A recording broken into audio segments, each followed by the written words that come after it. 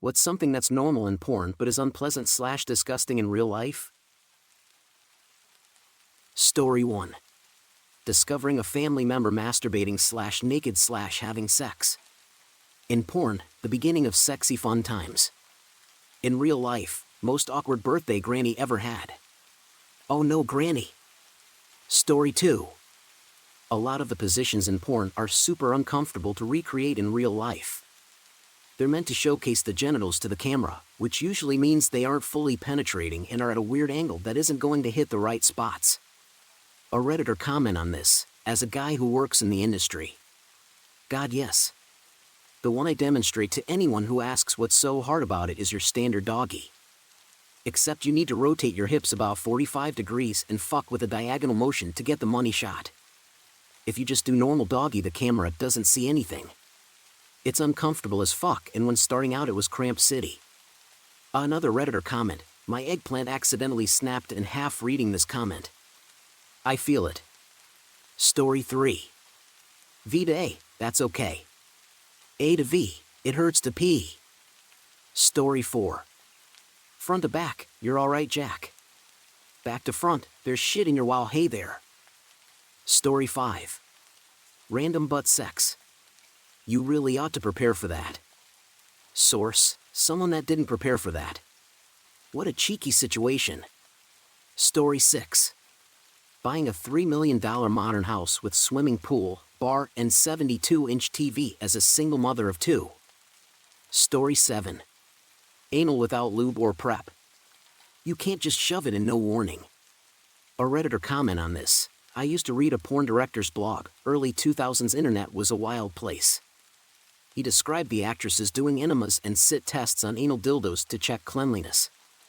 They would prep their asshole so much, and any time a shot looked like it was going in without lube/prep was like cinematic licensed. The lube was already up inside, the anus was stretched ahead of time, etc. Story 8. Fucking your students/patients. 9 out of 10 veterinarians can confirm. What the hell? Just as a reminder, if you like the content so far, how about giving the video a like and maybe consider subscribing for more? Back to it. Story 9. Sex smells are like your own farts. If they're from someone else, it's nasty. From yourself? Heaven. Story 10. This is a long one. I actually worked for a large adult store chain. I was there a little over a year. It was one of my favorite jobs. I was a BDSM consultant/specialist in training. Porn is about performance. All participants are playing pretend lovers, which means they're really good at not letting viewers catch on to the tricks. It is film after all. Those funky positions that look freaky and cool? Not real. It's only supposed to look amazing because it's playing into the imagination and consumer bedroom fantasies. Most of the time the penis is perked by pills and fully numbed. Scene partners are almost always numbed in these scenes. These are trained professionals. Edit. Porn stars aren't just random bored people making home videos in their basement. It's a job. It's a film set. It's an actual career and industry.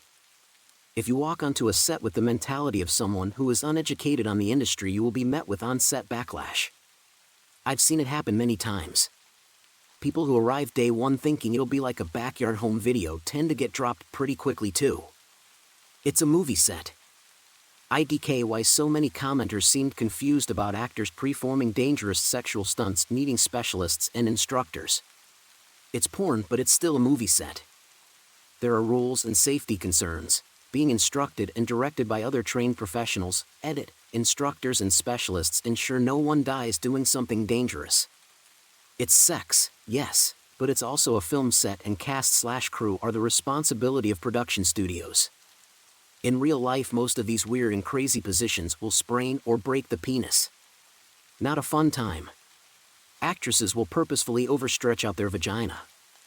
A lot of people in the industry numb themselves heavily before certain segments and scenes. This can lead to permanent nerve damage. A lot of people in the industry undergo surgeries to accommodate their career. Sacrifices made for the industry. Using a bullet vibrator on your butthole. Don't do it. On screen, those are trained professionals with first aid less than 30 feet away. They make dumb decisions so you don't have to because your butt is a vacuum. It sucks inwards. This is why butt plugs have a stopper and why you should never put anything without a properly designed stopper in your ass. Anything used on your butt should never be used on the vagina without cleaning the product properly.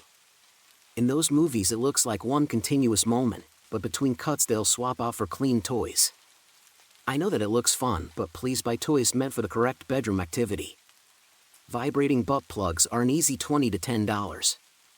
I promise you, having a nurse dig out a furry object from your ass at 2 a.m. will not be a fun experience. If you get something sucked into your ass, please go to the ER. Choking. The porn industry romanticizes the torment side of BDSM without highlighting the mundane. Those are actors on your screen. When one is being choked out, it only looks real. The goal of choking someone during sex is to control the oxygen supply to their brain by issuing isolated pressure to the carotid veins. You do not apply pressure to the front of the throat or stop the oxygen supply by targeting their lungs. A well-organized, respectful, and serious porn film set will have hired intimacy coordinators and trained professionals who do what they can to help the actors avoid injury. Good TED Talk. Story 11. Incest. Here's my theory. Most people know they aren't actually related. So, with a bit of fast-forwarding through the plot, it's just normal porn. And for people with a true incest fetish, they watch the 2-minute forbidden build-up before the porn. Pay the actors once. Pay the crew once. Get essentially 2 marketable products out of it. Story 12. Shower sex/pool sex. Water is not lube, pools are disgusting. Shower sex is also dangerous. Get that non-slip floor and some handles installed if you're even going to attempt it. Story 13. Slapping.